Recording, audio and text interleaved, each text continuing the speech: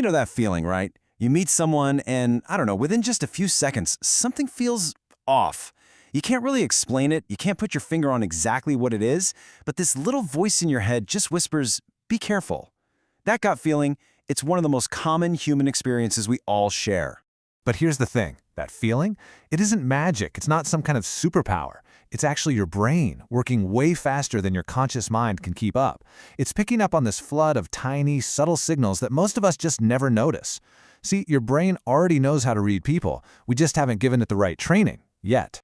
So that's what we're going to do today. We're going to turn that vague intuition, that guesswork, into a sharp, practical skill. We're going to break down the actual psychology behind reading people and give you a real framework you can start using the second this is over. All right, before we dive into any of the cool stuff like eye contact or body language, we have to start with the single most important rule of them all. Seriously, this is the foundation that everything else is built on, and it's called establishing a baseline. So what exactly is a baseline? Well, to put it simply, it's how a person acts when they're totally calm and relaxed. It's their default setting. Think about their usual way of talking, how they normally sit, their typical level of eye contact. Because here's the key. You can't possibly spot what's unusual until you know what's usual. Let's make this super clear with an example. Take your coworker, Ahmed. You've worked with him for a while, so you know his baseline. He's a calm guy, he speaks kind of slowly, and he's usually got a relaxed posture. But today, he's fidgeting like crazy, talking a mile a minute, and he can't seem to look you in the eye. Now, if you just met him, you might think, oh, he's just a nervous person. But because you know his baseline, you see the change. You immediately know something is different today. That's the power of the baseline. Okay, so once we have a baseline, we can move into the fun stuff. Let's talk about the silent story our bodies are always telling. You know, words can be carefully chosen to hide what we're really thinking. But our bodies, well, they have a much harder time lying. They often just broadcast our true feelings for everyone to see, if you know what to look for. Let's take a smile, for instance. A real, genuine smile, psychologists actually call it a Duchenne smile, involves the entire face. Yeah, the corners of the mouth go up, but the critical part is that the muscles around the eyes contract, and you get those little wrinkles we call crow's feet. The whole face just lights up. A fake smile, though, that's just the mouth. The eyes stay cold, they don't change at all. Imagine you're at a wedding. One guest has this relaxed face, their eyes are all crinkled up, they're genuinely happy. Another guest has their lips pulled back in a smile shape, but their eyes are just blank. That's a forced social smile, and it might be hiding anything from boredom to jealousy. Body posture is another huge one. Picture this, you're pitching a new idea at work. The person who's leaning forward, their arms are uncrossed, maybe they're nodding along, they are physically showing you that they're open and they're receptive to your idea. But the person leaning way back, arms crossed tight over their chest, looking off to the side, even if they say, that's interesting, their body is basically screaming, I am not buying this. That's a classic defensive, closed-off posture. Now, for one of my absolute favorite, most underrated tricks, always watch the feet. I know it sounds weird, but our feet are often the most honest part of our body because we don't think about them. They subconsciously point in the direction we actually want to go. So if you're talking to someone and their body is turned toward you but their feet are aimed right at the door, yeah, their mind is already checked out. They are looking for an escape route, even if they're too polite to say it out loud. Okay, so we've covered the body, but what about what's actually being said? Well, it turns out that how something is said is often way more important than the words themselves. The real emotion, the real meaning is carried in the tone and the timing of our speech. Think about these two simple words. I'm fine. The words on the screen are identical, but just listen to the difference. First, I'm fine. It sounds calm, relaxed. Now listen again. I'm fine. That one's tight. It's clipped, a little higher pitched.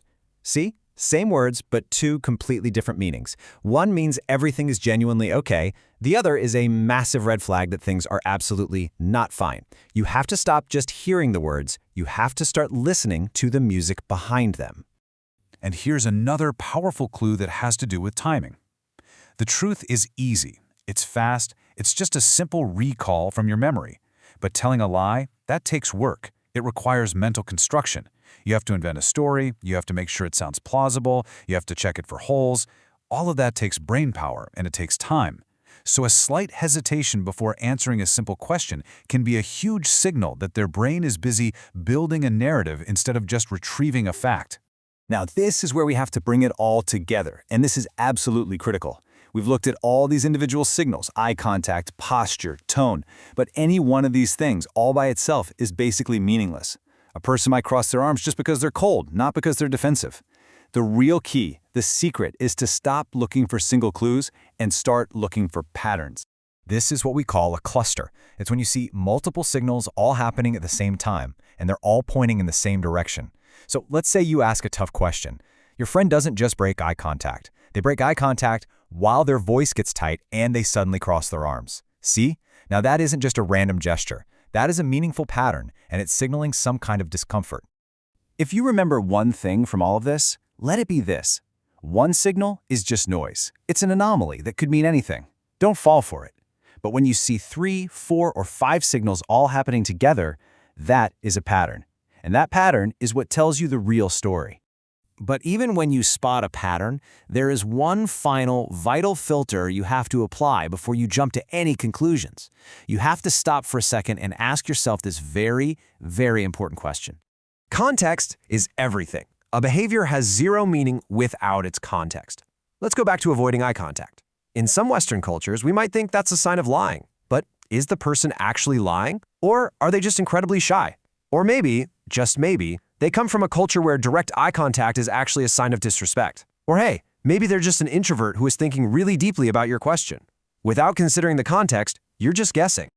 And this brings us to the real purpose of learning these skills. Look, the point is not to become some walking lie detector or to go around trying to catch people out. That's a pretty cynical and, frankly, inaccurate way to see the world. The real goal is so much more powerful. It's about achieving a better understanding of the people around you. It's about building empathy and making smarter, more informed social judgments.